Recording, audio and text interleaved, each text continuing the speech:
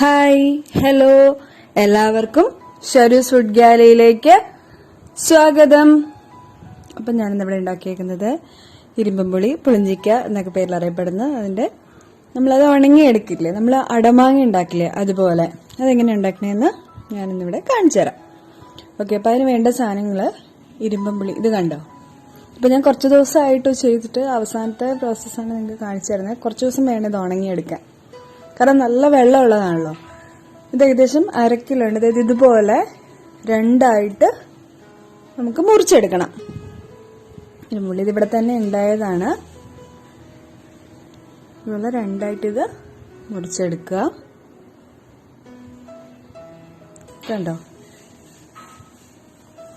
ഇനിയിപ്പോൾ ഇതിൽ നമുക്ക് ചേർക്കേണ്ട സാധനങ്ങൾ എന്തൊക്കെയാന്ന് നോക്കാം. ഫസ്റ്റ് ഉപ്പ്. നിങ്ങളുടെ ഉപ്പിനനുസരിച്ച് ഞാനിവിടെ 4 ടേബിൾ സ്പൂൺ ഉപ്പിട്ടിട്ടുണ്ട് കേട്ടോ. പിന്നെ ഉലുവാപ്പൊടി, അതൊരു 1/4 ടീസ്പൂൺ മതി, ഒത്തിരി വേണ്ട, ഒരു 1/4 ടീസ്പൂൺ മതി. പിന്നെ കായപ്പൊടി, അത് ഒരു 1 ടേബിൾ സ്പൂൺ വേണം.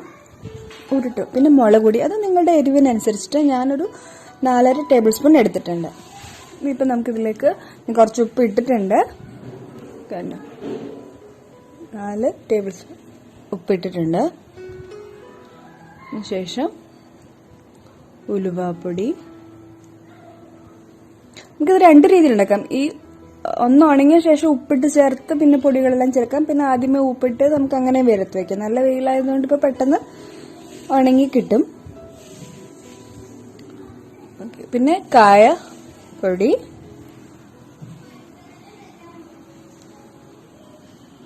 ഒരു ടേബിൾ സ്പൂണോളം വേണം കേട്ടോ.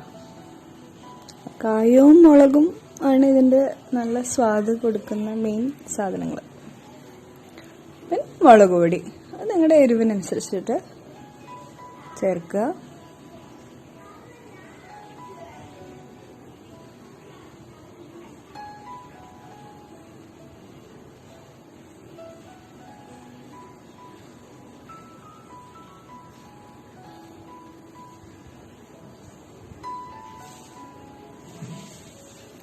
ഞാൻ ഏകദേശം 4.5 ടേബിൾ സ്പൂണോളം ഇട്ടിട്ടുണ്ട് കേട്ടോ.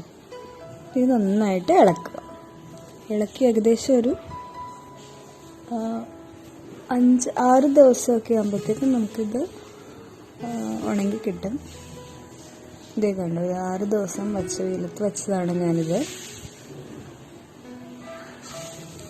6 ദിവസം ആയപ്പോഴത്തേക്കും നമുക്കത് ഇങ്ങനെ ഉണങ്ങി കിട്ടി. ഇനിയിപ്പോൾ ഇത് ഒരു ദിവസം കൂടെ ഞാൻ വെച്ചു. 7-ാം ദിവസം ഞാൻ ഇത് എടുത്തിട്ട് ഇതിലേക്ക് ഇനി ചെയ്യേണ്ടതെന്ന് വെച്ചാൽ നമ്മൾ നല്ലെണ്ണ ഉണ്ടല്ലോ, നല്ലെണ്ണ ഒരു 50 ഗ്രാം ഇതിലേക്ക് ചേർക്കണം. എന്നാല് അത് നന്നായിട്ട് ഉണങ്ങിയതിനകത്ത് ജലാംശം ഫുൾ പോയല്ലോ. ഇനി നമുക്കത് സോഫ്റ്റ് ആവാൻ വേണ്ടിയിട്ടാണ് നമ്മൾ ഈ നല്ലെണ്ണ ഇതിലേക്ക് ചേർക്കുന്നത്.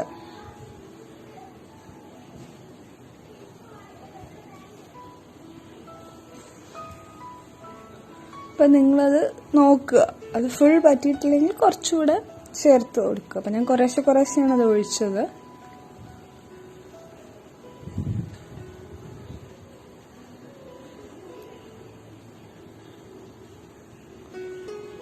ഓക്കെ, കുറച്ചുകൂടെ ഒഴിക്കുക. അപ്പം ഇതാകുമ്പോൾ കുറച്ച് അധികം നാൾ നിൽക്കുകയും ചെയ്യും, നല്ല സോഫ്റ്റായിട്ട് നമുക്ക് കിട്ടുകയും ചെയ്യും. ഒരു 2-3 ആഴ്ച കഴിഞ്ഞ് എടുത്ത് ഉപയോഗിച്ചാൽ നമുക്ക് അതിൻ്റെ കറക്റ്റ് പാകത്തിന് കിട്ടും.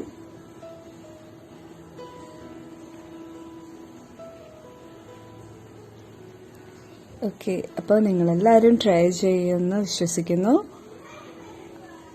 നിങ്ങളെല്ലാവരും സേഫ് ആണെന്ന് വിശ്വസിക്കുന്നു. നാളെ ഉച്ചയ്ക്ക് 1 മണിക്ക് നമുക്ക് വീണ്ടും കാണാം.